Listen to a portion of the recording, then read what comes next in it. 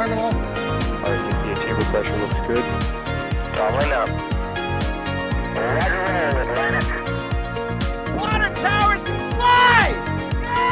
Tango Delta Nominal. Flight down, feed off. Bring in, feed off. Off. Yikes. You bet. Concur. We don't need any more of these.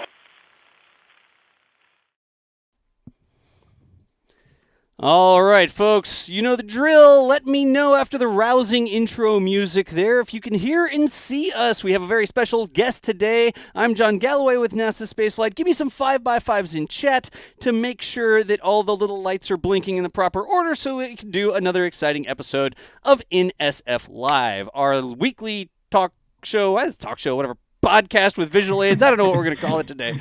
But anyways, it looks like we've got tons of 5x5s in chat over here, so all the lights are blinking correctly. And let's hop right in and tell you about the show today. It's a special guest show, and we have Mr. Tim Ellis of Relativity, who will be joining us. He's already here. He's like, honestly, right here.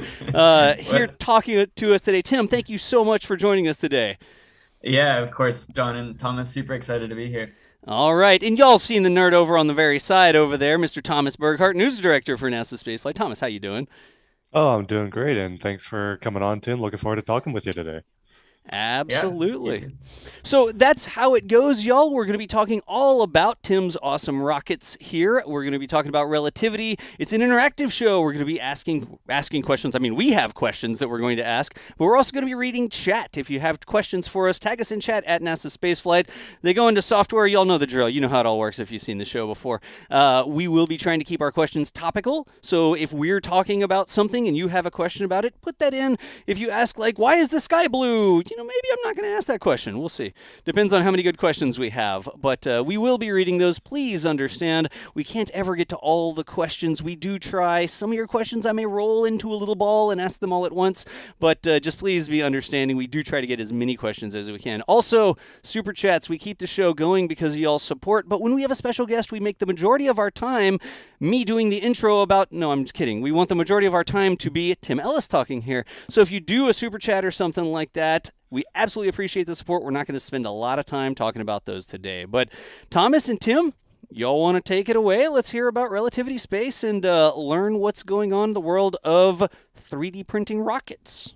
Yeah, we'll jump right in, and of course, we're going to chat. Questions are going to start coming in, but we're going to start with some of the obvious things. And probably the first and foremost thing to talk about is what's going on right behind Tim there, actually, because Terran 1 is out at Space Launch Complex 16 in Florida, getting ready for its first ever flight. So what's the latest progress on that front, and what kind of things are the teams working toward getting ready for that first launch? Yeah, of course, Thomas. So I'm here in Cape Canaveral, was here at the end of last week, going to be here through the beginning of this week, and we have some pretty exciting testing coming up. So we've got, as you mentioned, we have our stage 1 on the launch mount right now. We're doing and working up to a full mission duty cycle test of our first stage on the ground before we do our first flight. So we've already done what's called a spin start test. So that's where you just test the ignition systems and the very, very beginning of ignition of our 9 engines. The photo you see behind me, though, is getting past that first test. So we've also done a 6-second duration test, which got the engines up to full power. And then we're working to do a 20-second test next, and then a full mission duty cycle test after that, which will be several minutes. So full flight duration, that's what's coming up on the first stage. And then what's also very exciting is we've already done a full flight duration test of the second stage. So that was at NASA Stennis Space Center, where we built up our own engine and vehicle test stands. And then the second stage we tested several months ago, and then it's now sitting in the horizontal hangar for final integration with the first stage once that testing is done. So it's been a really exciting couple of months here for Relativity, and we're still just a few weeks away from first launch and being ready for first launch with these final testing steps.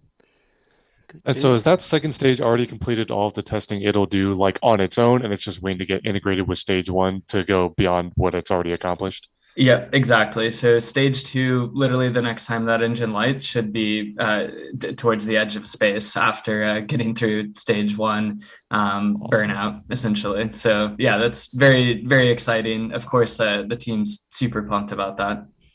That's awesome. And so once stage one gets through, like you said, a 20-second test and then full mission duty cycle, once that's done, is that the final test before you bring stage one horizontal and go into integration with stage two? Yep, that's right. So essentially, once we do the full mission duty cycle test for stage one, we'll go back horizontal. We actually have a different launch mount on the launch pad right now that was specifically designed to allow us to do a full duration mission duty cycle test. So to our knowledge, no other company has ever actually done a full flight duration test on the actual launch mount or launch pad at Cape Canaveral. So we're the first company that's doing a full flight duration stage one test. Usually you just do a full second, a few seconds. It's kind of more of a checkout test. Yeah. So when we do stack both stages together, though, we are going to also then do another checkout test, which that one should be very quick and really not take that long, because at the time the first stage has already done a full mission duty cycle test. Really, you're just looking for different modal frequencies or other things that may look a little bit different than when you don't have the stage two on top, but you also at that point don't really need to go retest a lot or add a lot of risk, frankly, at that point. Yeah.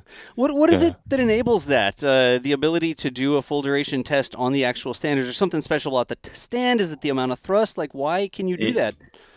Yeah, so it wasn't what we had originally designed, frankly. I think the very first plan when I started the company is we were thinking we could build a first stage test stand out at Stennis Space Center. But this was a good example of creativity from our engineering team, where we really thought, building a single engine test stand, which we now have 4 of them operational at Stennis Space Center. We already had to build one for a single engine. And so we actually originally designed that stand to do both single engines and second stages together. So they have the same capability across both of them. When you're obviously going from single engine to 9 engines, all of a sudden that stand looks more like a miniature launch pad than it does like a second stage stand. And so at that point, once we realized there was synergy between them, the biggest thing that we had to do is add a lot more water than you normally would at the launch pad. So we, of course, have a flame diverter like many other launch companies. It's actively water cooled, but then we have a lot more water capability, because not only do we now have water for the rainbirds and the flame diverter and FireX systems and other systems that need water to support a launch, we now have sufficient quantity to run a multi-minute long test, which is, of course, quite a lot. So it is an interesting site to walk down, by the way. You have these, of course, really big liquid natural gas and methane tanks, liquid oxygen, and then really huge water tanks compared to what you would normally see. What you normally think. Gotcha. Cool. Yeah. And you mentioned that special launch mount that the rocket's currently sitting on, and that's going to be removed after the mission duty cycle, and you'll use like the standard mount for actual launch operations. Is that how I understand that? Yes, exactly. So we are using hydraulics to have the stage separation system kind of retract. So it's essentially a 2-part process in simple terms. So you have pins and clevises that first unlatch, and then you have 4 arms that swing out of the way. And so that whole system we're building up right now, right next to the launch pad, just in another hangar, and then we'll swap that very quickly. It looks almost identical. The biggest difference is, and the biggest added complexity is all the hydraulics that you have to have in order to have accurately timed release of the rocket. So, a lot of that timing has to be within, milliseconds in certain cases to make sure you release the rocket cleanly. Right. And then even though we have a pretty rigorous test approach, I think as I go through a lot of Relativity's progress, people will probably quickly see that we actually have a pretty rigorous test approach, certainly compared to some other startup launch companies that we've seen. And so that doesn't ever guarantee success, but I do think it helps, especially because Terran 1's not just 3D printed, it's also one of the first LOX methane rockets to ever fly. And it's actually quite big. So even standing next to it on the launch pad, and I just saw the Atlas 5 launch. Yeah. Well, I didn't see it. I'll get to that in a second, because I'm actually holding on seeing my first first rocket launch for Relativity's launch. I made that promise to myself 7 Really? years ago. Yeah, 7 years ago when I started the company, I said, if I'm going to see a rocket launch, it's going to be Relativity. So I, for whatever reason at that point, I had seen, tons and tons of engine tests, but I was pretty young. I was 25 when I started Relativity. I had launched a lot of my own rockets, and Mojave is part of USC's Rocket Lab, but I hadn't actually seen an orbital class launch before for whatever reason. So I thought at that point, well, I might as well. I was working at Blue Origin as well. So they were doing suborbital stuff. So I thought, well, I might as well, it would be a pretty cool story and good motivation to say I'm only going to see an orbital launch once it's actually my company. So that's a true story. Like, time out. Were you at the Cape when the Atlas launched? Yeah, like you were in the area. I looked away. You looked away. Yeah. Did you seriously nope, not watching? 100%. Yeah, 100%. Wow. I did that with Atlas. I did it with Falcon. That was the same day, double header. And then there was, there's been, Falcon's launching a ton of stuff now. I think Atlas had another launch when I was out there recently. So, I've maybe it's kind of a weird tick, but it's dedication. I think it's been 7 years. Takes a lot of restraint to do that. I think. Yeah, it does. Because trust me, rocket engine tests, of which I've seen many, including at Relativity. Those are near spiritual experiences. Yeah. So, and I was a propulsion engineer by background. So, certainly that's the addictive part of doing rockets for me, is once you see the testing, and especially in real life, because video never captures it. I think everyone expects audio to never exactly capture it, but video is not even close either. It looks more like looking into the heart of a star than it does like anything else. So it's pretty cool. Yeah. For a second there, I was worried, like, I'm going to have to be careful what I show you. Like, hang on, this is okay to see, right? Okay, this one's cool. I don't think any of our assets are orbital launches yet, so we're good. No. We're not trust me, I've watched a million videos. It's actually pretty, it's pretty cool, even being at the company offsite, like a leadership team. That one's offsite. Cool. Like, No, those are all good. They're all good. Yeah, we were watching the first Dragon mission actually with astronauts in it at a company offsite, and I have a video I took on my cell phone. It was pretty special for me, and honestly quite an honor, because I was standing at the back of the room and took a video, and our team was of course watching it on a TV, and in that frame was a guy, David Giger, who is the first employee on the Dragon program and ended up leading it for 8 years. Tom Mueller, who of course we're now working with at Impulse, we'll get to. Tim Buzza was there. He was the first VP of launch at SpaceX. Zach Dunn went from an intern to leading stage 1 propulsion for Falcon 1, and then ultimately leading all of production and launch for the whole company at SpaceX, and was there a really long time. So it's just very cool to frankly be very humbled and honored. We've got these people now working on the Relativity team, and they literally were the ones that helped make this happen. And I was standing there watching this mission live with them. It was pretty special. It's very cool. That is so awesome. And honestly impressive that you haven't seen an orbital launch, given how much time you spent out here, especially recently. But I look away every time. Well, hopefully Terran 1, when it launches, you'll then be free to launch all of the orbital launches you want while you're out here. And trust me, I can't wait. Of course. And you mentioned, so another topic to talk about, one of the first Methalox rockets that's going to fly. So methane and liquid oxygen fueled. That's a common trend, I think, among a lot of next generation rockets. Relativity is not the only one, but I think Terran 1 is definitely in the running to be the first. What is the reasoning behind that choice of fuel for Terran 1 and, of course, Terran R down the line as well? Yeah, of course. So we have done liquid oxygen, liquid methane, and I use methane and natural gas kind of interchangeably. I think there's a technicality that it's liquid natural gas, depends on the methane percent concentration. I think there's some technical differences obviously between them and percents methane and what other hydrocarbons you got in there. But I think for all practical purposes, unless you're really into the details of, the true rocket engineering, they're quite analogous.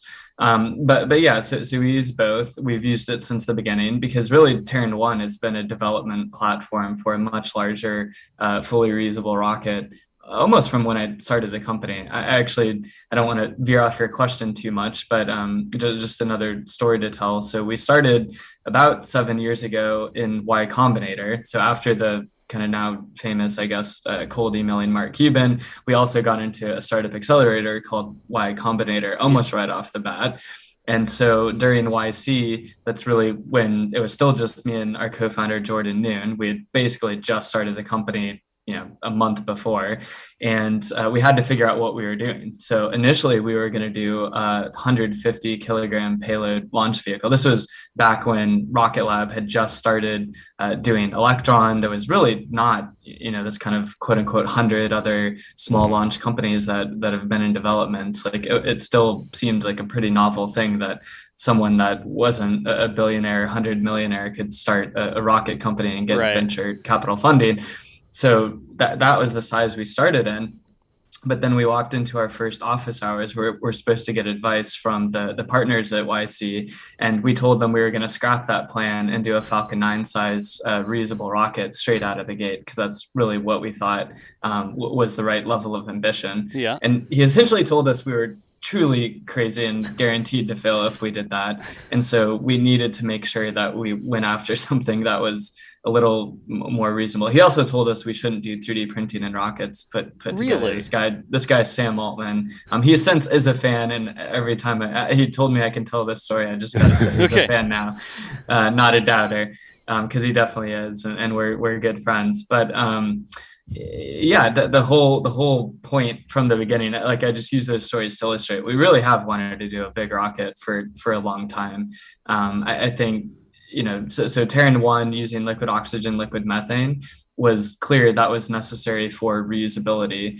We also got experience with what's called autogenous pressurization. So this is we've later found a much more difficult to execute method of pressurizing tanks. So you essentially gasified some of the liquid oxygen and some of the liquid methane from each respective propellant tank. So the methane, you essentially use the regen channels of the engine, because you're already flowing 100% of the methane through the regen channels in order to cool the main combustion chamber. Yep. And so the way our engine works, you're at a pressure high enough that it's super critical. So it essentially has a fairly smooth transition from a fully liquid cryogenic state to kind of technically not a gas, but pretty close to a gas in properties.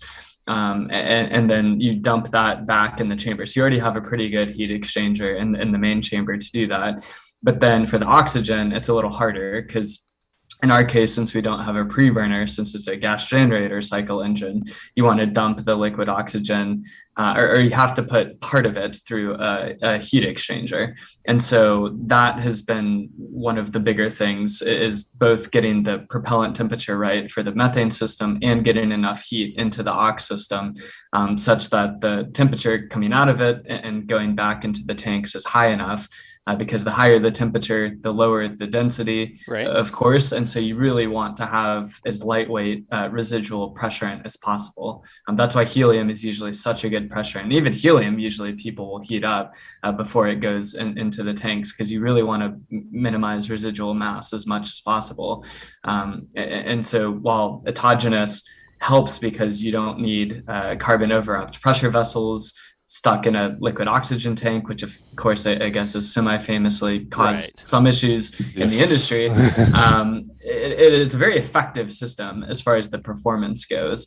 And so, autogenous versus helium, these are the kind of trade-offs, by the way, on a rocket architecture that are probably some of the hardest to make. It's the secondary systems that are a little bit more insidious as far as, what's the right thing to do.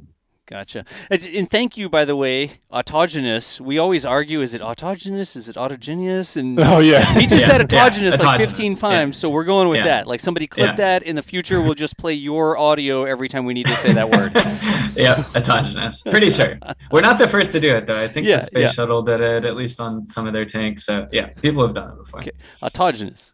Good deal. There you go. So I want to circle back. At the very beginning of that answer, you mentioned something that I definitely wanted to ask you about, so I'm glad you brought it up. So you mentioned Terran 1 is a development platform for Terran R, which of course Terran R, to my knowledge, is only the second ever proposed fully reusable launch vehicle in the world. And so, at least the one that's currently in development still. And so would you expect Terran 1 to take up a role similar to, say, Falcon 1, for example, where it's going to fly the first couple missions, it's going to give you all of that experience in building an orbital rocket, but it's not planned to be keep being flown down the line, and Terran R is the real launch vehicle, so to speak?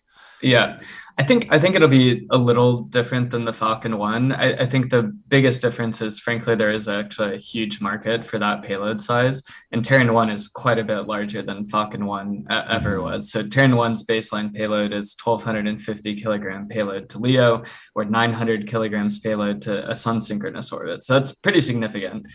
We of course have worked with companies like Iridium, Telesat, DIU, NASA for payloads that we see being customers of Terran 1. We've signed contracts with all of those companies for launches on Terran 1, but we also have signed way more contracts than that on Terran R. I think that's part of part of it is we've sold $1.2 billion worth of commercial contracts on Terran R over the last 3 months. And we have not finished all of the contracts that are currently in work for that vehicle. So we just see the amount of commercial demand and need for there to be a second quickly moving company similar to SpaceX in the medium to heavy lift launch market, which does not exist. Especially, I think it's a terrible conflict that's happened at the beginning of this year, but I think the Russian-Ukraine war further exacerbates what we see as a huge supply shortage in the medium to heavy lift launch market. Soyuz, by our back of the napkin math, was about 20% of the world's commercial launch capacity, and that just went entirely offline. And then, of course, SpaceX is pretty dominant at this point, so they have most of the rest. So when you look at sans SpaceX and sans Soyuz, what launch capacity there is, now that Amazon Kuiper just bought all of the bought everything else. They just did. They bought everything else. Yeah. Of course, there's all sorts of stuff we know under NDAs, and I won't be able to comment on all the details. But the high level picture, when we look at the math, is there's something like a 2-to-1 to up to 3-to-1 supply and demand deficit for medium to heavy lift launch vehicles, even assuming all of the ramp plans that other large launch companies have for their plans. So essentially, even if you take Rocket Lab Neutron at face value, whatever they published in their kind of public, SPAC prospectus, or I don't know what it is now, but take that at face value. Say they're going to do that. Astra's going to do everything they're doing. Blue Origin's doing everything they're doing. Arianespace is doing everything. MHI, Mitsubishi. You just keep adding it all up, and it's actually still not enough, and it's pretty definitively not enough. That's interesting, because there's been a lot of conversation about, and this is specific to the small sat launch market, where Terran 1 kind of starts, where there's all these different rockets, and there's a lot of different opinions about how many is too many. Some executives think that 0 of those companies will even survive. But Terran 1 is in a different payload class. If you look at Astra, Rocket Lab, Launcher 1, stuff like that, they're all much smaller than Terran 1, even though you might still class it as a small sat launch vehicle. So you're saying that since it's in that slightly bigger payload class, it's not going to be replaced by Terran R. Both rockets will have their place. Yeah. Oh, yeah. So to directly answer your question, the answer is no, we're not officially canceling Terran 1. We're just going to prioritize more Terran R stuff initially, and we're going to put a single Aeon R engine on Terran 1 as a block upgrade. So that's the game plan, is that we're going to replace the 9 engines on Terran 1's aft section with a single Aeon R. That's a 250,000 pound thrust engine that we're in development for right now. I'd love to talk about it. But once we replace those 9 engines, which by the way, I think even as of 3 or 4 years ago, that was always the game plan with Terran 1. We just never talked about it publicly, but we've been talking with investors and such about this for a really long time, because even with additive manufacturing reducing the part counts significantly and the production cost significantly, no question, consolidating 9 engines into 1 engine, especially if it's an expendable vehicle, which Terran 1 is always planned to be expendable, reusability makes very little sense at that payload size. We could do it. Like, we did look at what our payload would be if we did it. It's just harder to close the business case for reuse at that that payload size. Reusability becomes more about ramping production rate than it does about cost at that point. But this was always the game plan for Terran 1. And so we will go and we are talking to customers about selling more Terran 1s for this block upgrade in the future. And as you mentioned earlier, you kind of alluded to the fact that you're expecting to fly Terran R much more often than Terran 1, which I'm sure comes into the reusability conversation as well, right? If you're only going to fly X number of times a year, reusability becomes less and less worth it until you have a much higher flight rate. Yeah, exactly. Like basically when we looked at the total addressable market, it was, Terran 1 certainly was large, but Terran R was about 20 times larger. So it's about 20 to 1 total addressable market for the bigger vehicle versus the small on an annual basis. Right. Gotcha. Gosh. And that block upgrade, so consolidating stage 1 down to 1 engine, totally understand that. Would I be correct to assume that the upper stage will stay the same? Because if you take the Aeon R vacuum version from Terran R and put that on Terran 1 somehow, that sounds like that would be a very interesting thrust to weight profile there. So I'm assuming the original Aeon vacuum staying on that upgrade? Yes, exactly. Yeah, the Aeon 1 vac was a pretty solid engine, and there's actually, that's an engine. I've talked a little bit about this before. I think we'll also have use once we get to a fully reusable second stage. I think it'll be great to have that as a product in our tool belt. All right, cool. I have tons of questions to keep going, but we haven't gotten to a lot of viewer questions. So, Das, do you want to take a couple of those before we keep going? Yeah, so I don't know if anybody saw me sort of incredulously looking at this monitor up here, but this is the highest ratio of detailed technical questions to random stuff that we've ever had on one of these shows.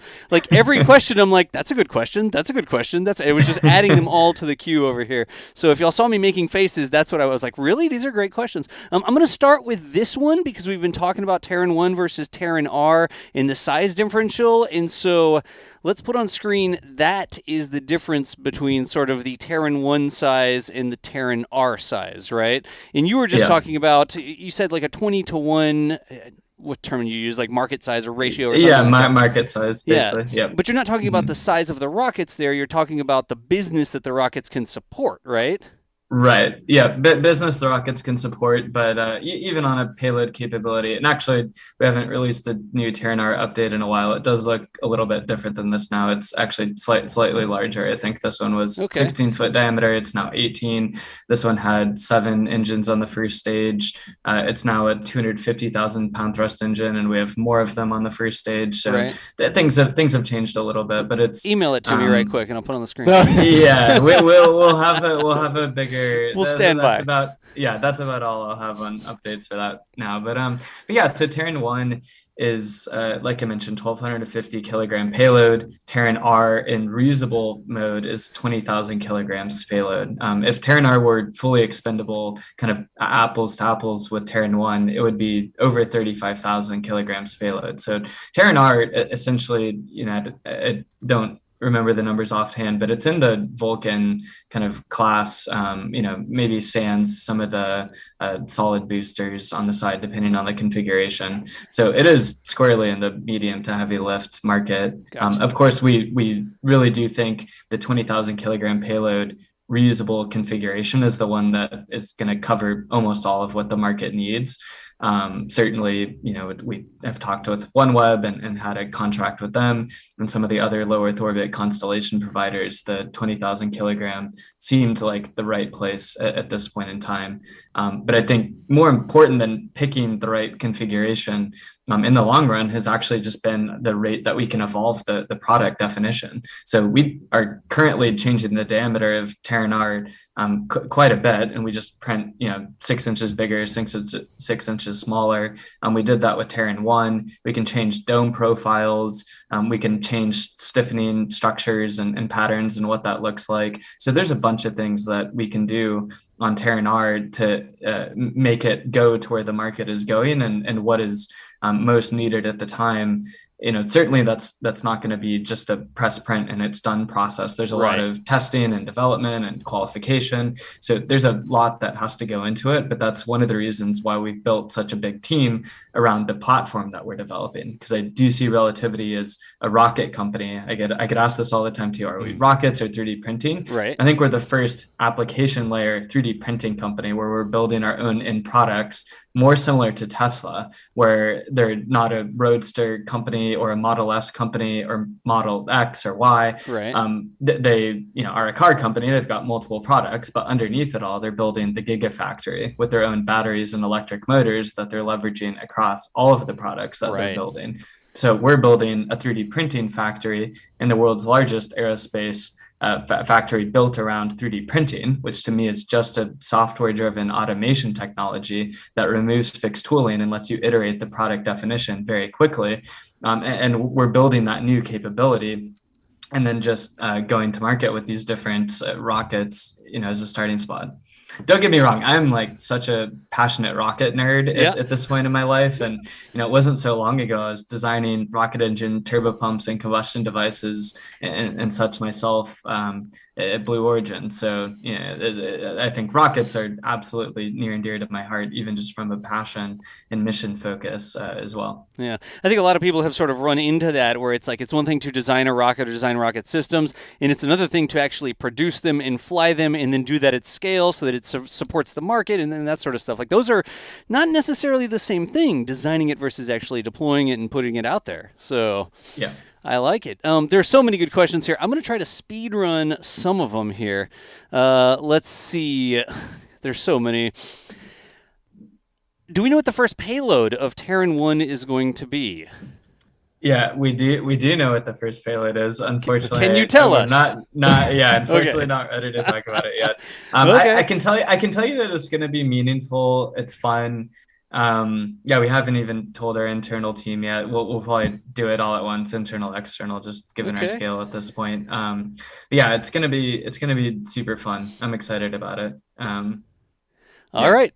Okay, good deal. We know it's called Good Luck, Have Fun, which I think is a very cool name and very apt with the Terran rocket naming as well. So that's all. I love that. Yeah, I will say for first launch, we to my knowledge, we would be the first venture-backed rocket company in history to succeed on launch 1. So I think I'm very well aware of that. I think that's probably the right framing for the first mission, is that we'd be the first one to succeed on launch 1. And then doing that with a LOX methane rocket, which no one has ever done before, plus a 3D printed rocket, which no one has ever done before. Yep. There's a lot of firsts.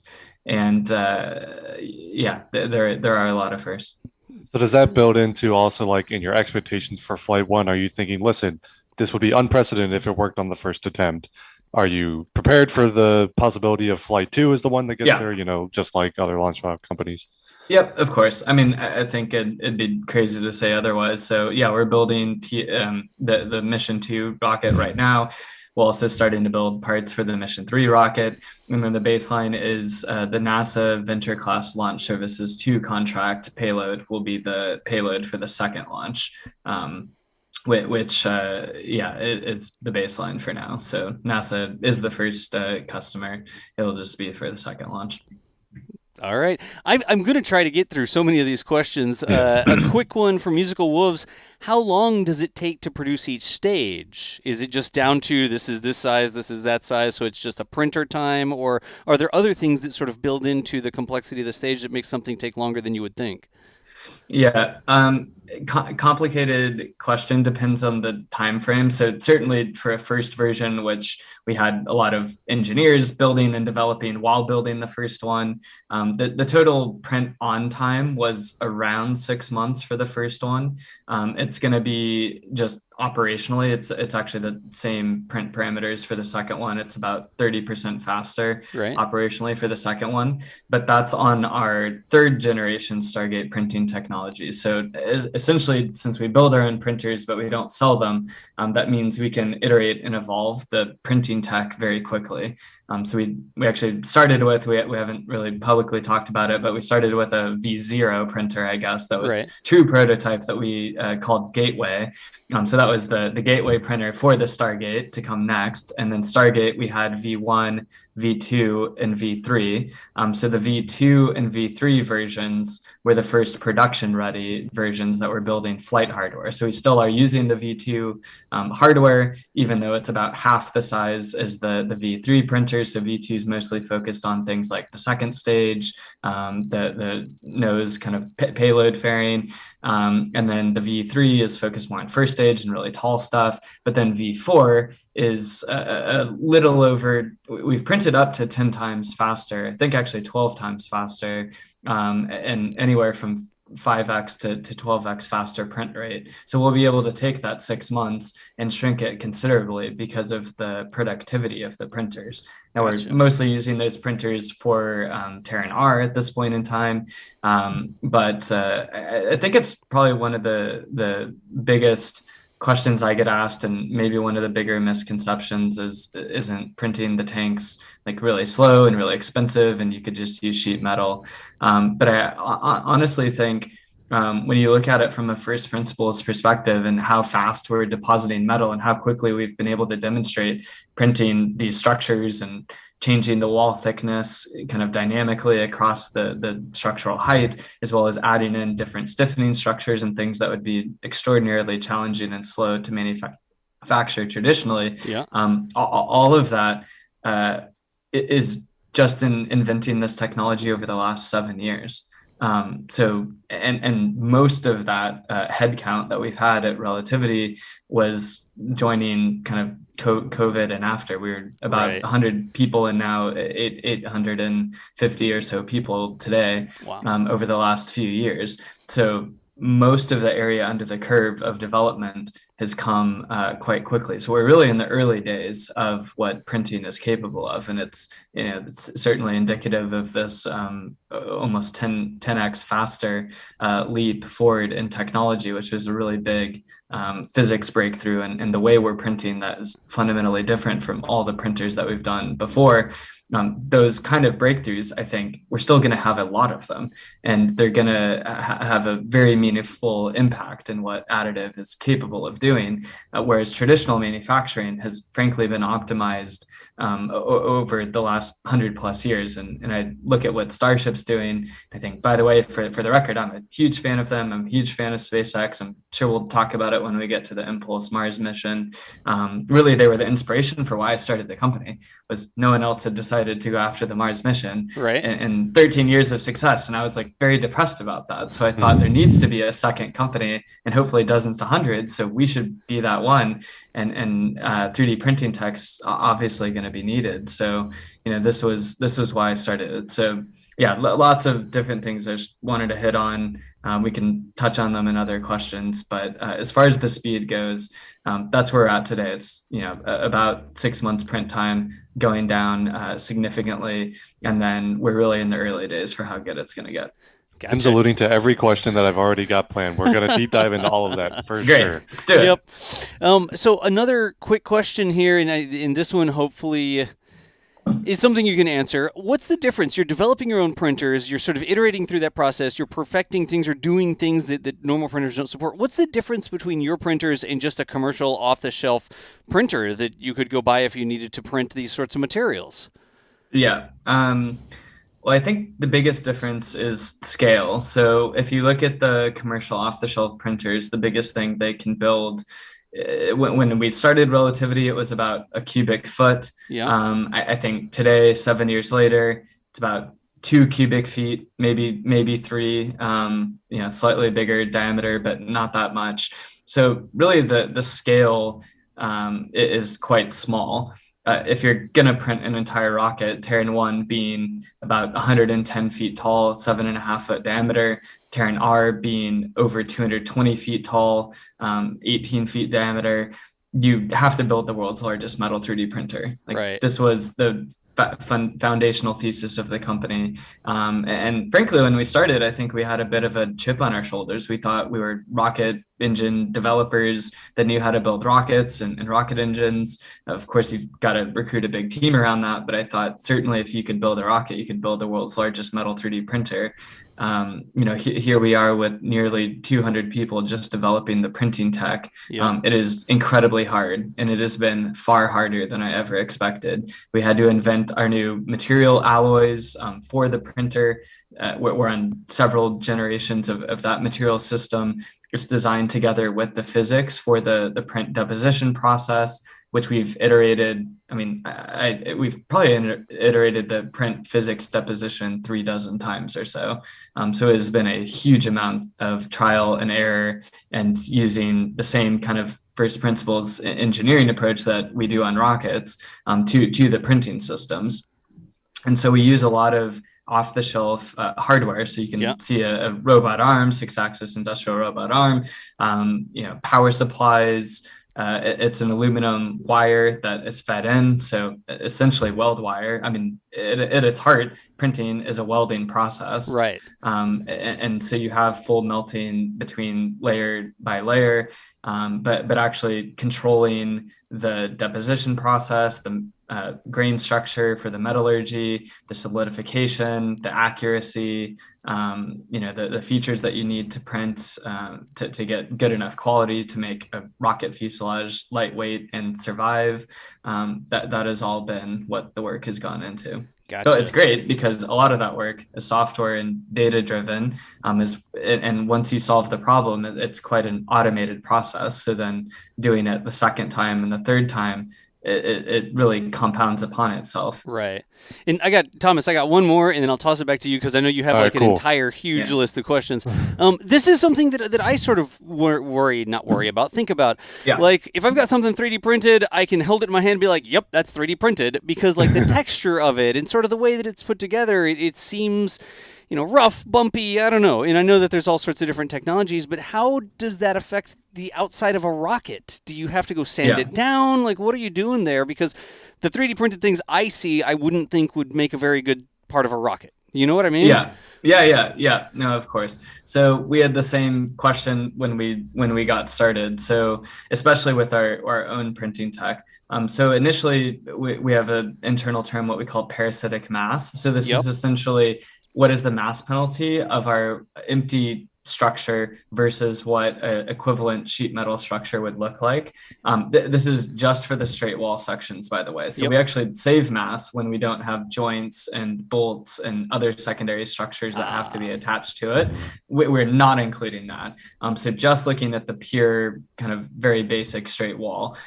We initially started with in the realm of 25 to 20% parasitic mass. We've now gotten that down to about 5%. And so we're essentially paying a 5% dry mass fraction penalty on just the straight wall sections. Then we also get some of that back through the stiffening structures that we add. Right. And then also stronger material alloys that we have in development for Terran R. And so all of that, I think, is going to start to make printed structures better than they would be made traditionally. When you can start to integrate parts together and don't have as many joints, I think it is certainly possible, and we see it in the next couple of years where the structures are actually better than they could possibly made traditionally. But then for someone else to do it, you would have to figure out all of these different steps, and it would be quite challenging. Right. And so right now, the extra they're kind of ridges or the surface roughness. I think it looks a lot worse by eye than it actually is. We actually 3D scan and measure and track all of that as we're printing. Right. Some of it actually adds strength in the rocket itself. It isn't extra mass. It actually does contribute to the kind of pressure load carrying capability of the rocket. And then aerodynamically, most of a rocket spends its time flying in the vacuum of space. Right. So the actual time spent in the atmosphere is quite low. And then you also start going supersonic quite quickly, in which case then there's kind of shock waves and other stuff that help the drag from the extra roughness not matter as much. The air helps keep the air off you, like literally the shock wave sort of with away from. So yeah, exactly. We did sand a whole structure once just to show we could do it. We just didn't really think the benefits were that worth it. It was extra time. It was lighter, but just increasing the engine thrust by a little bit actually solved the extra mass that we have today. Okay. But again, I don't think it's ever been about printing definitively kind of kicking every other technologies, but today I think it's more about the rate of compounding progress and just how much faster this new tech approach is going to be, and also being necessary if we're ever going to have 1 million people living on Mars. Someone has to be the company that's going to develop what this factory looks like. Yep. Good deal. And I'm going to say real quick, chat, I asked one question and then Tim answered like 5 of your questions that were in the queue with his answer. So just because I didn't say your answer out loud doesn't mean that you didn't get your answer. Tim, you literally answered like 3 of the other follow-up questions on that one just because you're so awesome. thorough. Like, you know your stuff. Oh, honestly, Thomas. That's good. Well, honestly, I appreciate having an hour and a half to go a lot deeper, and also with what I'm assuming is a little bit more of a technical audience. So I think it's I think it's great to be able to dive in deeper than I normally would. Absolutely. Thomas, speaking of diving in deeper, your turn. Yeah, for sure. So we were 3D printing. Let's keep talking 3D printing. You mentioned that people ask you all the time, and I was asked to ask this question on the show, but we've already addressed it. Is Relativity a rocket company or a 3D printing company? And you said rocket company. The 3D printing tech, as I understand it, is a big part of Relativity's overarching goal of Mars. You want humans to be multiplanetary, much like that other company that we talked about earlier. And that 3D printing tech, though, goes hand in hand with that goal. How do you see that tech maybe being applied on the red planet? Yeah, of course. So I think first answer. So yeah, that was definitely why I was inspired by. I was watching SpaceX land rockets, and I think I left Blue Origin right after the first New Shepard successfully landed, and then SpaceX successfully did it, I think a month after that. So it was right around that time. And I was just quite sad that no one else had started a company to go after making Mars happen. I think it's a super inspiring mission. I think if we were having this conversation and 1 million people were living on another planet, it would fundamentally redefine what it means to be a human being. For me, it's way less about an asteroid potentially destroying Earth. Frankly, I think in 100 or 200 years, we're far more likely to destroy ourselves than an asteroid impacting Earth. So I think for me, it's more about expanding the possibilities of human experience and emotions and art and society and culture, because we've been living and dying, generation after generation on Earth for thousands of years. And to me, it's about, well, what is that all for? And we live in a time where we have the real ability to be the generation that does make that happen and makes humanity multiplanetary, which to me is just the coolest adventure. So that's the reasons I want to do it. I remember starting Relativity, wrote that on the back of a Starbucks receipt, and it has not changed since we started. So that has always been at the core. But I think to answer your question, we're a rocket company because we're building rockets, but I do think in the long run, we're going to be the world's first end product 3D printing company, where we're building many end products with 3D printing. So I've framed it to the team internally. I sort of see a 4-step strategy. So the first was Terran 1, which is getting a rocket to orbit, showing we can be one of the handful of companies that can launch a rocket successfully to orbit. That still, even if we weren't 3D printing, is a monumental challenge. And so we want to prove that. Terran R is then being able to serve what we see as the bulk of the commercial launch market with a fully reusable rocket. So I think that is clearly important, that there has to be another medium to heavy lift, fully reusable rocket in development. Yep. I don't think there can just be an ecosystem where there's only one. I'm a big fan of Starship. I actually think it's definitely going to be successful. I think, Falcon certainly has been so successful. I think Starship will too. But I think there has to be another company, especially one that's not building their own satellites. So we're not planning on building our own satellites really right now or into the foreseeable future. So then the third step, I'll get to the fourth step is then Mars and building an industrial base on Mars. So the third step is really once we have the 2 rockets flying, and we're very focused on that because we have a lot on our plate right now, and I definitely care about focus and making sure that we're executing and not getting ahead of ourselves while still having ambitious plans and like a plan and strategy for what we're going to do in the future.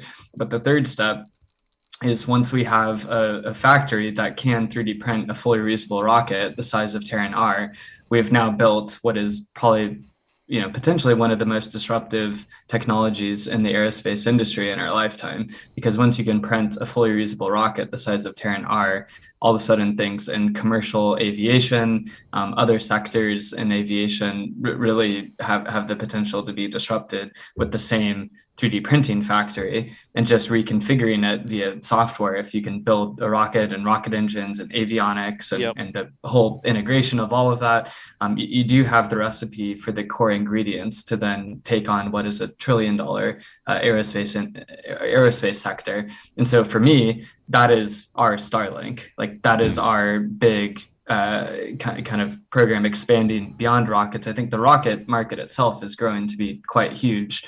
Certainly multiples bigger than what it is today by the end of the decade. So rockets alone are going to keep us busy for a while. But if the goal is to put 1 million people on Mars and become, the largest kind of mission focused company that we can, then certainly the rest of aerospace is probably one of the biggest untapped opportunities in Silicon Valley that does not have a company that's really disrupting it at scale yet. So I actually view what Relativity is doing more like the Tesla opportunity, competing against Ford and Mercedes and BMW and all these kind of car companies that have been around for so long, but didn't really have valid competition from a startup that was actually succeeding. And that's where the 3D printing factory and that end product approach to using 3D printing, where we're not selling the printer, and we're not buying, or relying on outsourcing this core capability of large scale printing, but we own it ourselves. Like, that is a key part of it. And so that's how I see that question. Yeah, it's interesting because you're focusing on, we talk about, building the machine that builds the machine. And when you build that machine, that's almost one of your first line things, because that machine can build other things. You can print a rocket. Why can't you print an airplane fuselage? Why can't you print other things with that technology you've designed? As opposed to, we had to build this machine to build the machine, and then we built the machine, and then we flew it into space, and we used that to put some payloads up there, which is how we're going to pay the bills, right? Like, it's the other end of the spectrum. That's really interesting. Yeah, exactly. I mean, I guess it's probably, I'm probably going to revise how I think about it, but yeah, it's sort of the very end state North Star is almost like building a von Neumann probe or something like that, like a self-replicating spacecraft that can build more copies of itself. That is a doomsday scenario, by the way, so we have to be careful. It's also certainly a long way away. I think the other pieces for making Mars happen, so clearly sending people to Mars, that's necessary to make it happen. I have a friend I've known for a bit, a guy named Casey Handmer. He's actually written an open source book on colonizing Mars and what it would take to essentially have a bootstrap society there. He's a mathematician. He's kind of a polymath. It's probably one of the better books that I've seen on the subject about rate limiting steps and what is required to make that happen. And there's certainly parts of it that have a conclusion that essentially human beings on Mars have to be more productive per capita than the most efficient human beings on Earth, in order to prepare for the next wave of people coming on ships, because they're going to be coming on the kind of 6 to 9 month intervals. And so if you look at that, I think it's pretty clear that automation and AI and robotics are going to be a key part of making Mars happen. And there really aren't other companies focused on that particular part of it. And so I think for me, 3D printing is just a way initially to build probably things like spare parts and just increase the robustness of missions, because you won't really be able to send a whole lathe and mill and forgery and factory and all the different tooling that you would possibly need. So I think 3D printers are more mass efficient initially. And then I think after spare parts, probably things that are really difficult to launch. So kind of high volume, lightweight objects. So pressure vessels is a pretty obvious one. I think things for food storage, water storage, propellant storage, potentially habitat liners, things like that. But I think at the end of it, what I really thought is, it's inevitable somebody has to build the first Mars industrial base company. Yep. The path to get there and exactly what that looks like, you can certainly update your assumptions as you learn more information along the way.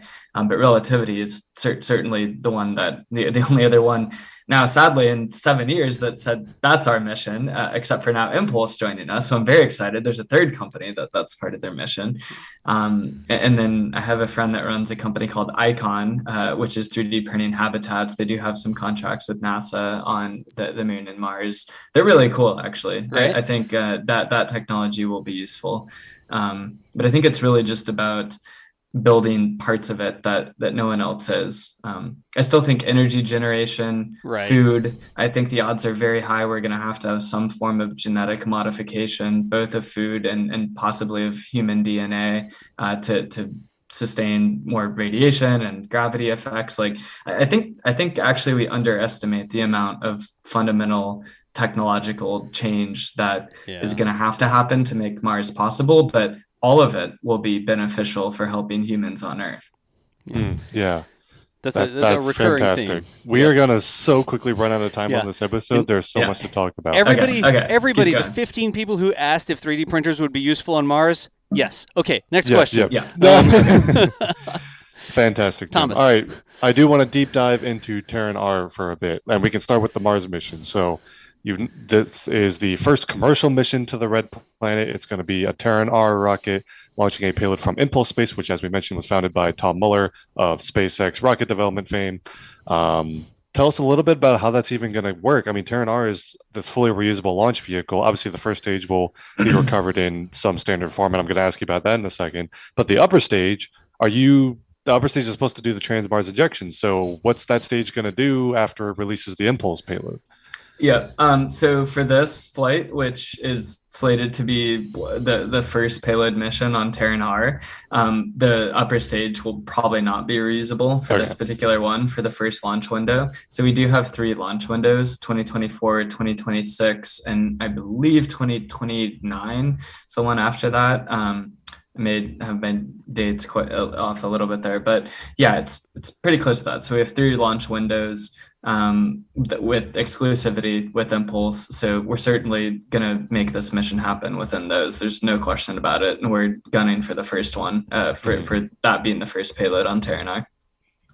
Oh, wow, really? So the first Terran R mission is going to Mars. Yeah. Yes. Yeah. Like the very first one. Like literally the very first one is going to be an orbital flight from our launch pad at LC-16 to Mars with Impulse. They have to do... I mean, we have to build the Terran R launch vehicle. They have to do most of the work of getting it to Mars. I mean, of course, we're in the business of launching payloads. It's got to be a Mars trajectory for the mission. So But as far as hardware goes, that's not fundamentally different from any other launch, right? Same hardware. Same hardware. We actually have a good amount of payload performance margin. We actually could fly that mission reusable and still make it. Right. Yeah, that would be interesting. Okay, so that's another question about Pad 16. We know that's used for both Terran 1 and Terran R. Is that the launch mount will be designed to be able to switch out or like reconfigured between the 2 rockets? Are there going to be 2 launch mounts at the complex? How does that work? Because you said you're going to fly both. Yeah, that's right. So ideally, I do want to keep the Terran 1 launch pad capability so we could fly both in the future. I think it's going to be interesting to have capability to both deploy constellations of satellites and resupply them with Terran 1. Okay, yeah. Okay. Sure. And does that apply also to Vandenberg? Because you mentioned the Iridium partnership, which came with the announcement of near building B330 out at, or building 330, sorry, Bigelow Aerospace, cross my moment there. Slightly different. But slightly south of Slick 6 over at Vandenberg, you're going to have a pad there. Is that going to be for both rockets as well? Right now, that one's just for Terran 1. So the QD arcs there are more of something we have to look at for Terran R. But yeah, certainly that one's still just Terran 1 for now. Okay, gotcha.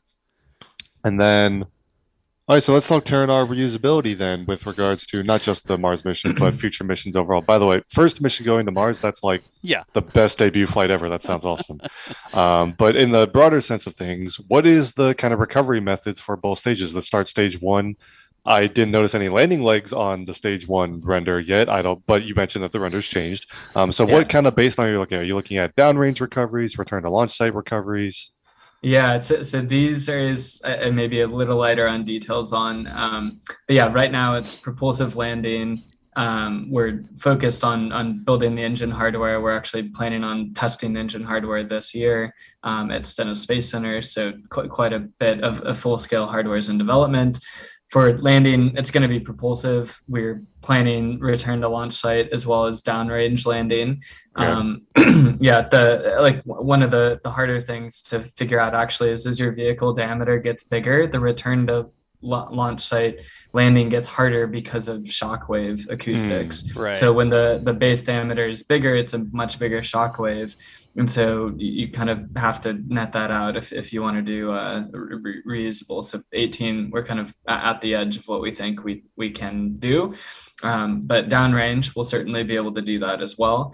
And then for second stage, the baseline's propulsive, but we aren't saying more than that right now. All right. Okay. So we'll just keep an eye out for catch towers if they show up at some point, and we'll a huge hammock or something like. Yeah, it's interesting. I think some of that stuff, it's always interesting to come second in an industry because you also have got to see. I mean, I never worked at SpaceX myself, so I'm resigned to just looking at YouTube videos, just like anyone else. And yeah, it is interesting to see some of the solutions people have done. That's one that we'll see if it works out. Have you waved off any solutions based on the observed experience of other organizations? Like somebody tried something and you're like, okay, that didn't work out so well. Like, were you thinking along the same lines, but you waved off? Yeah, that's a good question. I think I would say probably parachute recovery of a first stage, actually. Okay. I do think Rock Lab's going to do it, by the way. I think it's just, again, it's kind of like, all right, it's going to kind of help you a little bit. And that's probably a decent amount of engineering work. The Terran rockets. Different scale. Different scale. I also think maybe just seeing people doing smaller rockets and continuing to stay in smaller, but it's like a little bigger than small, but it's still small. I don't know. I think for me, at least, that's maybe more of a business answer from just market and opportunity set. I am very glad that we decided to do the much bigger rocket and are really putting serious resources. Obviously, we have hired a lot of people and we've raised a lot of capital. And, a lot of the reason, well, pretty much most of the reason we've done that is because of Terran R. So, if we were just doing Terran 1, we wouldn't have had to do that. Gotcha. Thomas, keep going. Yeah. So I want to talk about the test program. You mentioned Terran 1 has had a very rigorous test program so far, and there's still more to come. When you go up towards Terran R and you're going to experience your first recovery attempts for both stages, are you anticipating that's going to be some sort of, you might have to build dedicated test vehicles like VTVL landers or things like that? Or is that something you'll be able to experiment with, kind of similar to how SpaceX did with Falcon 9, where eventually they launched a few rockets and eventually they said, all right, let's try to land it. And if it doesn't work, that's okay, because the upper stage is still fine. Like, which kind of strategy are you think you're going with? Certainly every launch opportunity to orbit is a landing opportunity for quote unquote free. It comes with the launch, assuming customer success is most top of mind, and then you get paid to do it. So I certainly think launching customer payloads and getting to ramp rate as fast as possible to make sure we're fulfilling all of these contracts that we signed is the most important goal. And then we will land over the ocean. I'm sure that will be the first thing, is that we'll just attempt to relight engines, flip the vehicle around, land over the ocean. We aren't fully talking about yet kind of all the number of burns we're doing or where, and I think it'll look a little different than what you've seen before. That's the game plan there. And I think with Terran R, certainly, even though printing helps make the rocket and engines and everything a lot better, and more quickly, I think printing's especially better when you go larger, because usually the tooling and the fixed kind of factory stuff Right. that you have to do for building a larger vehicle is a lot more painful. So I think the advantage is actually better for bigger rockets. But then the test stands and the launch pad, like those are still quite big for Terran R. So those are some of the things that we're very focused on expanding. We have quite significant expansion at Stennis Space Center. We haven't talked about it yet. So it's one of those other fun things that I can tease, but maybe not give all the details on. But yeah, we really have all the infrastructure for Terran 1 pretty close to finalized. So we've got the 1 million square foot factory in Long Beach, we've got the launch pad at LC-16, and we have the engine and vehicle stage test infrastructure at Stennis Space Center. None of that we have to build up, from just blank dirt with no regulatory framework or no kind of history or team that's currently based there. Right. It's all just expansions of what we're currently doing or inheriting existing infrastructure, which I think is going to give us a big leg up. You mentioned Terran R in the downrange recovery, like the larger it gets and the shockwave sort of affecting the RTLS sort of mode. Does that mean marine assets are in your future? Are you looking at landing Terran R out at sea somewhere for downrange? I don't think I would try to land a rocket in the ocean raw. So makes sense. Yeah. I don't know if that's been proposed before, but my guess is it would be a challenge. I think there was a CEO at one point that claimed there was nothing wrong with a little swim, but I think that was debatable. It was debatable if there was nothing wrong with a little swim. Debatable for sure. Let's talk. We'll get one other kind of recovery method question about Terran R. The upper stage, obviously, it's coming back from orbital velocity at some point, so that's going to require some sort of thermal management. And is there any sort of advantages that you can use from 3D printing in order to provide the structures or the mechanics needed to keep that vehicle cool on the way down? Short answer, yes.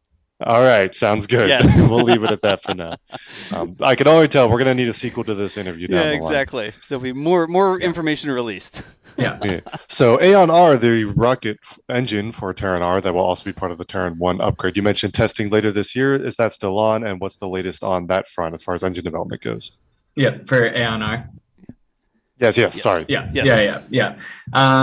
So we've got gas generator built and finishing production. So we'll plan to have a GG test for the turbopump. The GG, by the way, I think has higher fuel flow rate, or it has a higher flow rate than our main Aeon 1 chamber. So it's a pretty big engine, right? Over 250,000 pound thrust.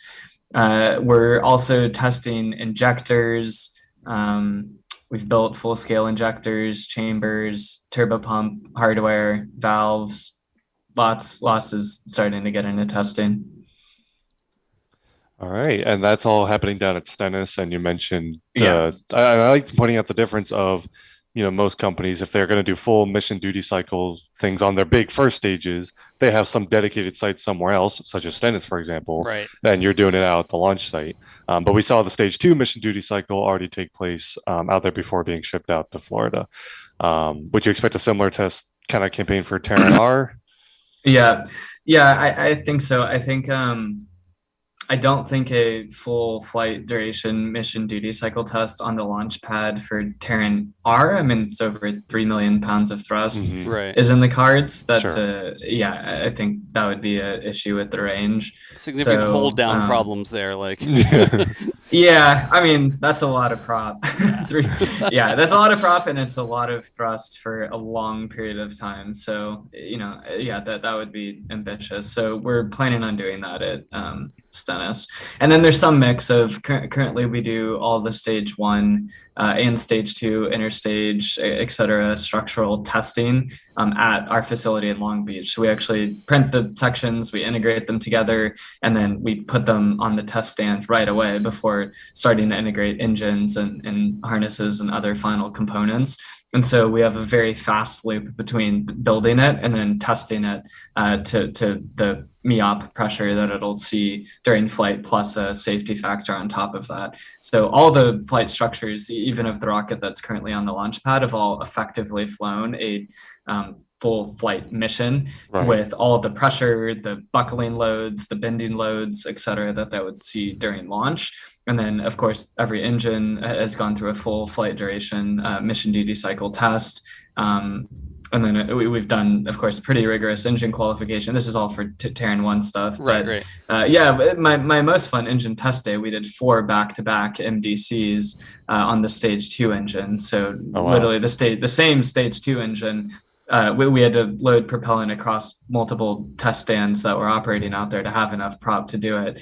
But we literally ran 4 back-to-back mission duty cycle tests, and we're still even running mission duty cycle tests of qual engines as we kind of get the rocket to the launch pad. So right. We're definitely gunning to be the first one to succeed on launch 1. I think that'd be pretty badass.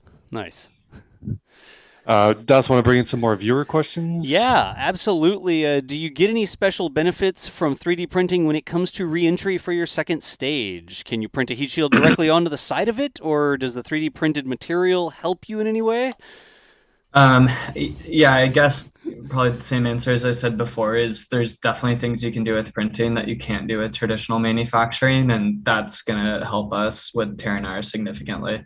It's not even just for reusability, but certainly the 3D printing approach with the materials you can use will help it be more reusable. That's the goal. It's got to be more reusable. Even with 3D printing being very cheap and fast to build, reusability is still a really important part of the business case. It just is, it is just that way. That's how the rocket physics work. Yep. Let's see. And again, it's like, yep, okay, cool. Let's see. Have you looked at, this is a more technical question, have you looked at doing your printing inside of like a tank or submerged or in a non-reactive gas or anything like that? Or are you just printing in regular atmosphere? And is there anything benefits? There's no, for operational reasons, we don't inert the entire chamber. Right. That's really important. We definitely have to make sure we're solving the oxidation problem with the aluminum alloys, so we have a way to do that. As far as Mars printed, tangent but sort of related, we could actually print on Mars essentially in a thermal chamber with almost every parameter other than gravity. Right. So you could print with the partial pressure of a Mars atmosphere, with the atmospheric composition, with the right temperature swings that you would see on Mars. So pretty much every facet other than the change in gravity, which really makes it more of a surface tension dominated problem versus gravity plus surface tension and the weld melt pool. And you can simulate that. Yep. So I do think there's a lot we can do on Earth to also show how we can print on Mars, using that approach. Gotcha. You just said something, you said sort of inerting the entire facility. Does the printing process you're using right now use like a shielding gas, like a welding sort of thing? Does it have something that's flowing over it to solve oxidation problems, or is it just loaded up? Yeah, I would say essentially, but it's complicated. And I can't talk about all of it. Okay, essentially, but it's complicated. Gotcha. Yeah. Let's see here. So many of these questions, y'all. I wish it were that simple, by the way. That would have been really easy. That would have been great if we could just do that and solve it. That has been the case on almost everything with the 3D printing. Is that it would have just been simple if we could, have a robot arm move around in a circle and like there's your fuselage. But as it turns out, we had to create software to simulate the print across a whole bunch of parameters before printing, and then reverse warp the path so that we print a not straight looking thing. Right. It actually looks very weird and wavy and not even uniform. It's like super wacky. Right. And then it distorts into the right shape. Kind of shape. Yeah, while printing. Things like that. There's been a lot of those. Yeah. Well, if you could just like grab a welder and like zip tie it to a robotic arm, everybody would be 3D printing the rockets. So it doesn't work that way. Let's see if I can grab one more. And a lot of your questions, y'all, if you think that your question didn't get asked, you need to watch this again because Tim has answered so many of your questions just in his answers. Like, seriously, I'm skipping some questions because I know you've already answered them. We already talked about smoothing the structure. We talked about porosity problems. Is there any sort of porosity problems when you're doing the 3D printing, bubbles forming and that sort of stuff? Is that another complicated solution? Yeah, smoothing in the structure, just to touch on that. So we are doing it. We're just doing it algorithmically, and we're doing it with data science. So essentially, because we have tens of thousands of print hours, we're able to learn from all of that. So we are improving the printing. Same with the quality in the pores. Okay. So essentially, we have a very accurate map of where all of the pores, flaws, cracks, etc. are. Right. We use computer vision to pick a lot of that up, and all sorts of different sensors, as well as the simulation tool we've written. We can actually kind of understand where that's likely to occur. Then we collect data while printing, and then we've done, it has to be over tens of thousands of samples of material cut up and scanning electron microscopes and such after the fact. And then there's a big correlation loop between all of that of learning. And so you essentially learn from the data, and it gets smarter over time on its own, together with our team's insights and tagging and et cetera. So there are some pores and cracks. We have a process to go back and repair it if it's too much. Okay. But we also have a quality spec that we can automatically detect that we have passed it based on the stress intensity at that particular point in the structure. Right. And then we also we use a lot of the same approaches as a normal structure would have, as far as allowable flaw sizes, leak before burst. And we actually, it was great. In order to even launch from LC-16 at Cape Canaveral, we had to have the Space Force buy off on the fracture approach, just like any vehicle would have, and we passed. So I definitely feel good about that. Good deal. And I'm going to toss this one in really quickly just because we talked about it before the show. But somebody said, when can I get Relativity merch? We didn't really publicize the launch, but we do have a store live now on the website. So it's got a few items, I think, pretty simple and straightforward. Yeah, there you go. Flash it over. Got some multi-planetary baby pack, it says. Nice. That is, I think that's one of the more popular items of the team. All right, won't spend a lot of time on that, but there was a question. There is store.relativityspace.com because a couple people have asked about merch. But Thomas, back to technical questions. Oh yeah, so I guess other questions regarding the Terran 1 first flight, because of course, and I think you mentioned this on Twitter, and I love this answer. Someone was asking, what's the progress of Terran R? And you've mentioned that there's already hardware being built, but that the team is rightfully focused on Terran 1 because that's the first flight, and without Terran 1, you can't go on to the bigger rocket. So you mentioned obviously the stages are already at Cape Canaveral. Is the payload fairing there? And the payload that you can't talk about, where is that coming from? Is that coming from Long Beach still? Yeah, I think payload's still in Long Beach, should be out there pretty soon though. It won't be hard to integrate. And then the nose cone that we're flying for the first mission is out there too. So we have a much larger 3-meter payload fairing for Terran 1. We're flying a much smaller nose cone for the first flight because 3D printing, and we could just do a much smaller thing, and it was easier to do. We didn't need it.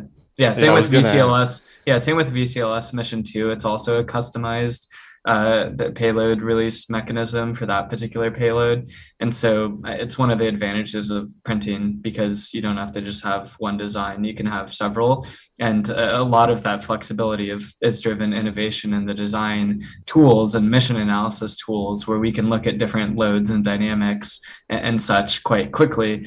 And so I think the flexibility has really evolved into more of a platform where we can also make changes on the vehicle side more rapidly because of the software tools that we've developed. Nice. I had to play ask. Go ahead, Thomas. I was just going to say, because I've seen multiple renders of Terran 1, and I'm like, wait a minute. Some of those look like a pretty normal payload fairing. Other ones that just looks like you stuck a nose cone on the front of the rocket. So thank you for answering. That's the answer to that. Yeah. I had to play the carrier has arrived video real quick. We couldn't get through this show without playing that. So yeah, it's great. And so that's the vehicle for for Flight 1. And you mentioned that most of the infrastructure is getting ready, and that should include the launch site. Is there still work to be done at Slick 16 with regards to flight readiness, or is that pretty much ready to go? It's pretty ready to go. Yeah, I would say most of the team there, other than that other launch mount that I mentioned, and kind of commissioning the hydraulic system for that, which is probably one of the most mission critical systems on the launch pad side. TE is there, transporter, rector, lots of the data systems. We've commissioned the Rainbirds and a lot of the other water systems because we wanted those not just for launch, but also kind of as a just in case. I will say on the just in case point, certainly with methane vehicles, we've also found dual cryo is way harder than with RP1 and LOX because you have two cryogens, especially a fuel that gasifies. So as you saw with the recent Starship testing, you can pretty easily end up with big clouds of methane outside the rocket, and that stuff will light pretty readily. And so unlike RP1, which kind of just stays a liquid and very concentrated methane kind of can go everywhere. And so, that's just to say, we had to commission some of these other systems a little sooner and been quite prepared. I've been really proud about the team's readiness out at the Cape. They've built up the site in a hurry, but it's a really awesome looking site. Gotcha. You mentioned the transporter erector. I think when the first stage was first put on the launch mount, you just were using a normal crane. You actually weren't using the TE. Is that part of the mission duty cycle mount, and you're not using the normal launch mount yet? And that's going to come when you're kind of have the integrated vehicle ready to go?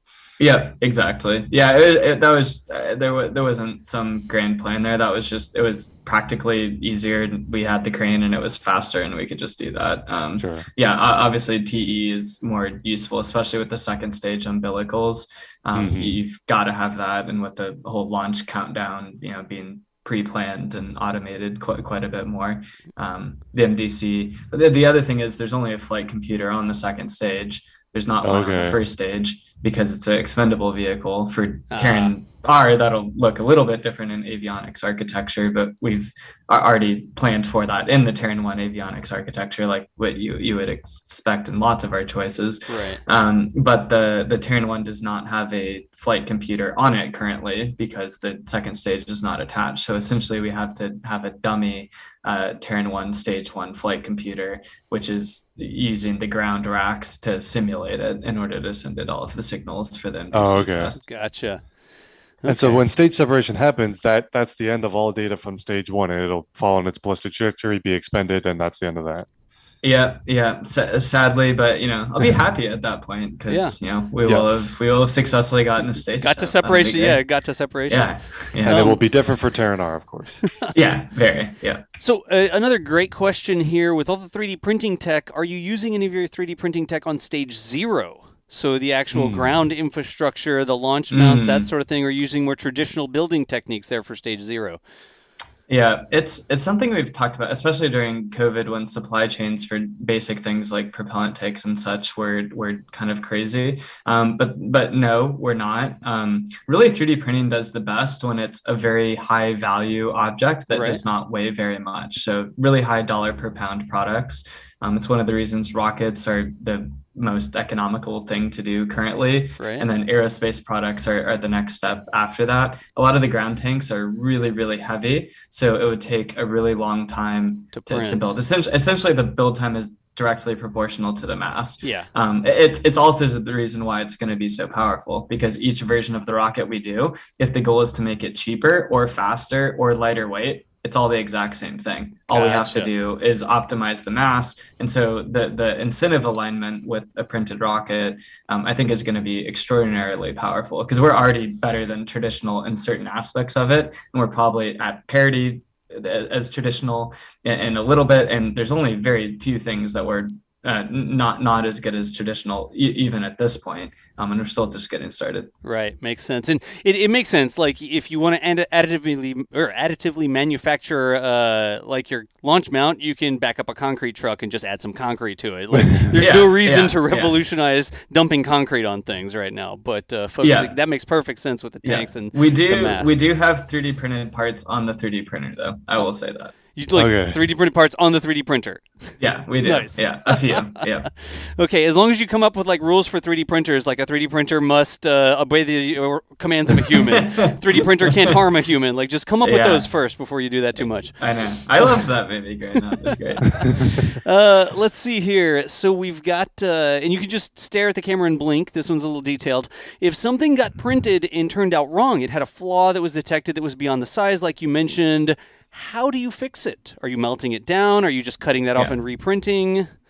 Yep, it's basically cut off and reprint. Okay. That's the basic approach. Yeah, but again, one of those things sounded really easy, and to actually get it to work, very hard. But it works very reliably now. Even the first flight rocket has probably a decent number of cutbacks and reprints. And but what is interesting is even on the flight vehicle, from where we started printing it at the base of the second stage all the way through the first stage, which we printed second, the quality is significantly better. You can actually see the quality improve across the length of it as we printed and just kept getting smarter and things getting more fine-tuned. That's cool. It's not just iterations between vehicles, like vehicle 1, vehicle 2, vehicle 3. It's like as you go up this vehicle, you dial it in, you lose what you use what you learned on the first layers for the 50th layers and the 100th layers and that sort of stuff. Yeah. That's really cool. Exactly. You talk about rapid iteration, that's rapid iteration. Like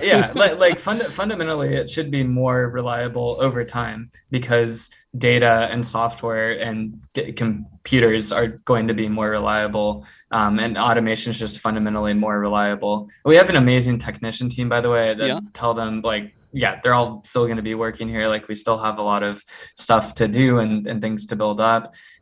So it's really more just about seeing the future happen faster. Excellent. I'm trying to get as many questions as I can. I know here at the end, it's sort of like the speed run round, the lightning round for questions. We already talked about the autogenous. I said it right? Autogenous? Yep. You're just supposed to play his soundbite. All right, autogenous, and it is autogenous for Terran 1, correct? Yep. Let's see here. We talked about 3D printing the launch mounts. I'm literally going through. There's so many questions. Yeah. What about Mueller and the Mars mission? Talk to that. There you go. Mean, any about that partnership, because it's not just Terran going to Mars by itself right now. You're partnering with Impulse Space. So how did that partnership come about, and what's the details there? Yeah, sure. So the kind of founding story of that mission. So we've been working with Tom Mueller for about a year. I think Impulse is about a year old. So it's right when he officially started Impulse. That we approached him on it. And it was actually a guy, Zach Dunn, on our team, who was one of the early SpaceX employees and ended up leading all of production and launch for the whole company. He was the SVP of engineering over at SpaceX. And I think it was initially his idea. He thought for our first Terran mission, what if we just work with a student group and have them, like, nights and weekends, build a solid rocket that we just YOLO shoot to Mars to see if we could even get close enough to, like, take a photo or something. Yep. I think pretty quickly me and him both talked and laughed about it, because we thought, well, if we're going to even get close to Mars, we need a real engineering team to partner with and work on. And then Tom was working on an in-space transportation company, which became Impulse at the time, after he left SpaceX. And that seemed like it would be a really good interstage to launch from, Terran dropping off to trans-Mars injection orbit, and then him kind of delivering what then was the lander and aeroshell into the Mars surface. So that's using the same propulsion systems that he's already developing for the transportation system. So there were some synergies there, and we just thought, like, we actually had the engineering chops to do it. It's like, I think partnering with him, because it's not just Tom. There's a bunch of other people on his team that have held extraordinarily senior positions at other private space companies. They've been enormously successful. I actually know quite a few of them, or most of his 40-person team at this point. And they're legends in the field. Like, they've been unbelievably successful for their entire careers. And I think they've also all been very used to being bet against being told landing rockets wasn't possible, landing two stages yep. at the same time with Falcon Heavy, that wasn't possible. So I think it's the right mission to do. What I don't care about is it's not a competition with SpaceX. I knew the headlines, no matter what, we're gonna say that. Right. Sure. Our headline was not, for the record. There you go. Oh, that's great. Yeah, because it's genuinely I genuinely am cheering them on and think they're going to be successful. It's like, if I don't know, I haven't talked to Elon about it, but if I did, I'd feel like if I were him, I'd genuinely be frustrated that we're still the only ones trying to do it. Yeah. And so I do think, I think that's important. And obviously our architecture is a little more traditional. We're using a lot of the technology NASA, a similar kind of mission to InSight used, just taking that more commercial kind of startup approach to developing hardware and testing and more rapid testing. So it'll certainly be faster and cheaper. And that's really the goal. Gotcha. I got one more chat question here, and then Thomas, you can't just say that in the back channel, because that's what I was going to ask. It's like, come on, is that your last question, Thomas? Well, I've got one more. You've got one other question beyond that. Okay, so what's the level of confidence on the Terran 1 launch date right now? Like, do you have the date firmed up? Are you confident that date's going to happen? How's it looking? We all like rocket launches. We want to see this.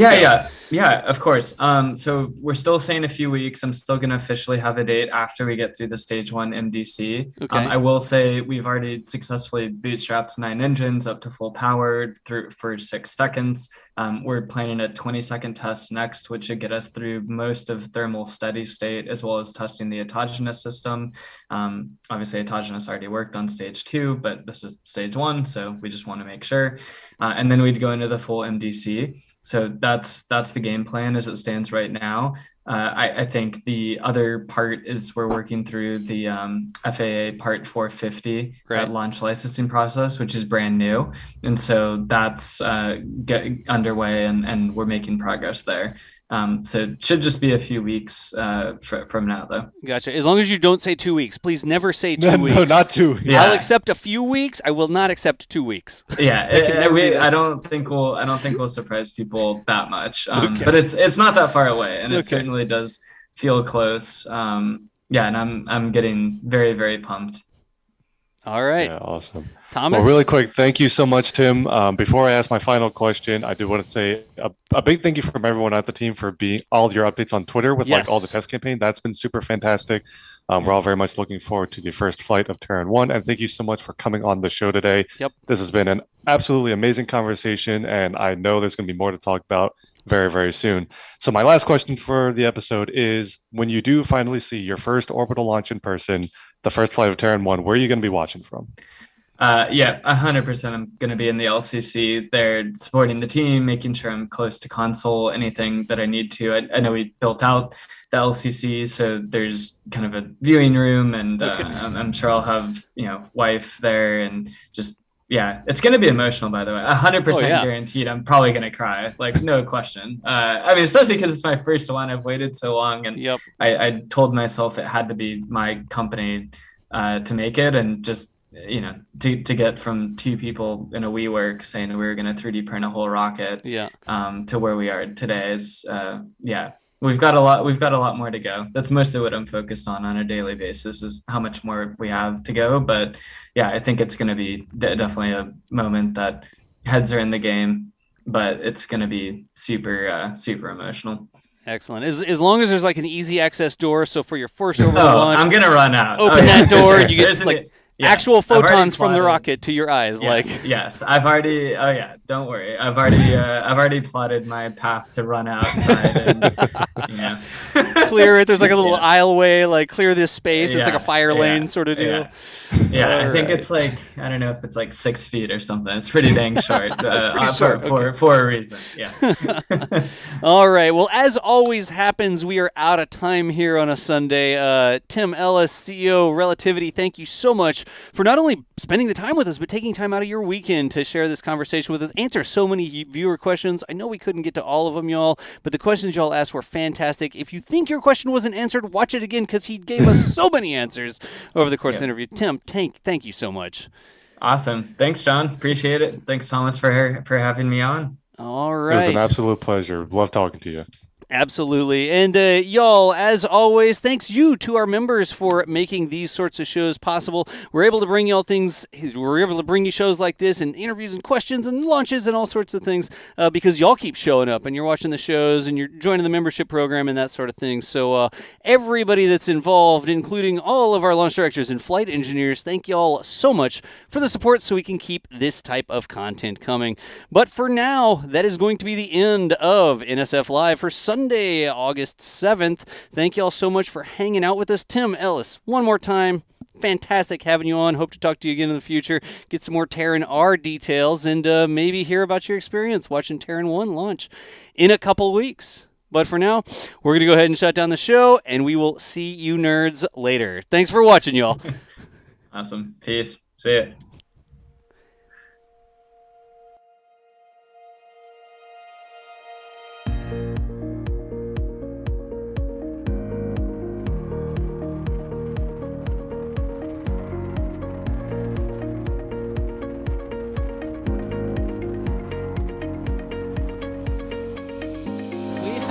Propulsion continues to be normal. The chamber pressure looks good.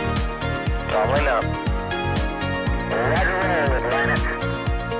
Water towers, fly! Tango Delta nominal. Flight down speed off. Bring in NC off. Yikes. You bet. Concur. We don't need any more of these.